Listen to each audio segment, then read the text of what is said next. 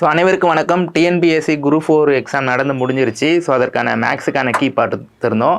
So இந்த ஒரு கணக்கு மட்டும் உங்களுக்கு வித்தியாசமாக தென்பட்டிருக்கும். ஆக்சுவலாக இந்த கணக்கு வந்து பார்த்தீங்கன்னா ஆல்ரெடி இதே மாதிரி ஒரு மாடலில் வந்து நமக்கு வந்து ப்ரீவியஸ் இயர் கொஸ்டின் தான். டிஎன்பிஎஸ்சியில் வந்து பார்த்தீங்கன்னா ஆல்ரெடி கேட்ட ஒரு கொஸ்டின் தான் இதே மாதிரி மாடலில். ஸோ அதை பேஸ் பண்ணி தான் இந்த கணக்குமே வந்திருக்குது. ஸோ இது வந்து பார்த்தீங்கன்னா பொதுவாக சர்வேயில் யூஸ் பண்ணுவாங்க. ஃபீல்டெல்லாம் சர்வே பண்ணுறப்ப இந்த மாதிரி மெத்தட் தான் யூஸ் பண்ணுவாங்க. அது மட்டும் இல்லாமல் சர்வேயோட எஃப்எம்பியில் இந்த மாதிரி ஃபிகர் தான் கொடுத்துருப்பாங்க. இதை பேஸ் பண்ணி தான் டிராயிங்கே ஜென்ரேட் பண்ணுவாங்க. சரிங்களா? சரி, ஓகே. இப்போ இதில் கொடுத்துருக்கல வந்து பார்த்தீங்கன்னா ஃப்ரம் ஏலேருந்து டு சி, ஏலேருந்து சி வரைக்குள்ள மீட்டர்ஸை நமக்கு ஸ்ப்ளிட் பண்ணி கொடுத்துருக்குறாங்க. ஸோ முதல் டயக்ராம் வரைஞ்சிருவோம். ஸோ ஃபஸ்ட்டு ஃப்ரம் ஏலேருந்து சி, ஏலேருந்து சிக்கு ஒரு கோடு போட்டுட்டேன். அடுத்து என்ன சொல்கிறாங்கன்னா ஃப்ரம் ஏலேருந்து 50 மீட்டரில் வந்து பார்த்தோன்னா ஈங்கிற ஒரு கோடு வந்து வருது நமக்கு. அப்போ ஃப்ரம் ஏலேருந்து 50 வந்து நான் வேறு கலரில் எழுதிக்கிறேன். 50 மீட்டர் என்ன வருதுன்னா இ. ஸோ இந்த லென்த்து தான் இவங்க கொடுத்துருக்காங்க 30 to E. அப்போ இந்த லென்த் என்னது நமக்கு 30, இது 30. அடுத்து என்ன சொல்கிறாங்க நமக்கு ஃப்ரம் ஏலேருந்து 80, ஆல்ரெடி 50 நம்ம ரீச் பண்ணிட்டோம். ஸோ அப்போ மீதி எவ்வளோ 30 ரீச் பண்ணால் நமக்கு பி கிடச்சிரும். ஸோ ரிமைனிங் வந்து பார்த்தோன்னா நமக்கு 30 ரீச் பண்ணிங்கன்னா நமக்கு பிங்கிற பாயிண்ட்டுக்கு வந்துடுவோம். ஸோ இந்த டிஃப்ரென்ஸ் வந்து பார்த்தோன்னா 30, இது 30.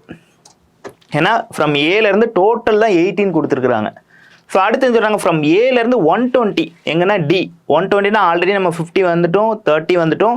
ஸோ மொத்தம் 80 வரைக்கும் வந்தாச்சு. ஸோ ரிமைனிங் எவ்வளோ இருக்குது நமக்கு 40 தான் இருக்குது. ஸோ 40 வந்தீங்கன்னா நமக்கு வந்து டிங்கிற கோடு வந்துடும்.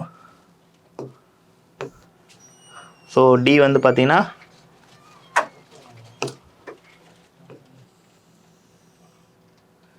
டி வந்துடும். ஸோ இந்த டிஸ்டன்ஸ் வந்து பார்த்தீங்கன்னா 40, ஏன்னா ஃப்ரம் ஏலேருந்து 120. அடுத்து என்னங்க இதிலேருந்து ஏலேருந்து 150ல் சி. ஸோ அப்போ சியை வந்து நான் இந்த பாயிண்டாக வச்சுக்கிறேன். இது வந்து பார்த்திங்கன்னா நமக்கு சி பாயிண்டாக நம்ம வந்து வச்சுக்கலாம். ஸோ இது சி பாயிண்ட்டு. இப்போ ஜாயின் பண்ணுவோம். ஸோ அப்போ இந்த டிஸ்டன்ஸ் எவ்வளோன்னா நமக்கு இது வந்து பார்த்தீங்கன்னா 30. இப்போ வந்து பார்த்தீங்கன்னா லைன்லாம் ஜாயின் பண்ணுறேன்.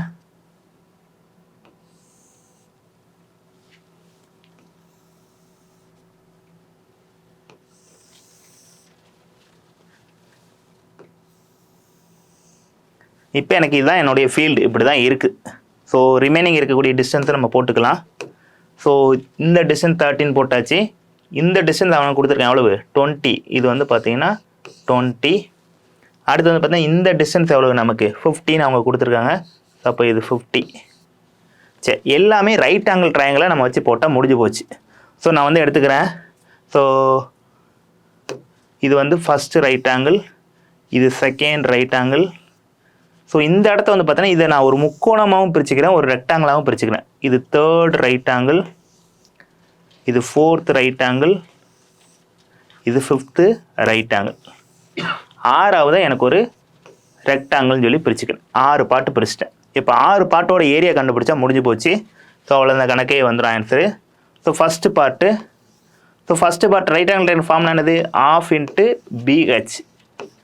அப்போ ஃபஸ்ட்டு பார்ட்டுன்னு சொல்லி பார்க்குறப்ப இதுதான், இல்லை ½ × BH. இது வந்து ஹைப்பர்டன்ஸ் காரணம். ½ × B எவ்வளோ 50. அப்போ என்ன வரும் ½ × B வந்து 50. இதோட ஹைட் என்னவா இருக்கும் இங்கேருந்து இது வரைக்கும் எவ்வளவு, இது வந்து 70. ஸோ கேன்சல் பண்ணால் முடிஞ்சு போச்சு. ஸோ இது வந்து என்னென்னா இது அடிக்கிறேன் 25. ஸோ 25 × 70 அப்படின்னு சொல்லி பார்க்குறப்ப நமக்கு 1750 மீட்டர் ஸ்கொயர். சரி, ஓகே. அடுத்து செகண்டு ட்ரையாங்கிள் போவோம். ஸோ செகண்டுங்கிறப்ப இந்த போர்ஷன். ஸோ அப்போ ½ × இதோடைய பிரெத்து வந்து பார்த்தீங்கன்னா 20.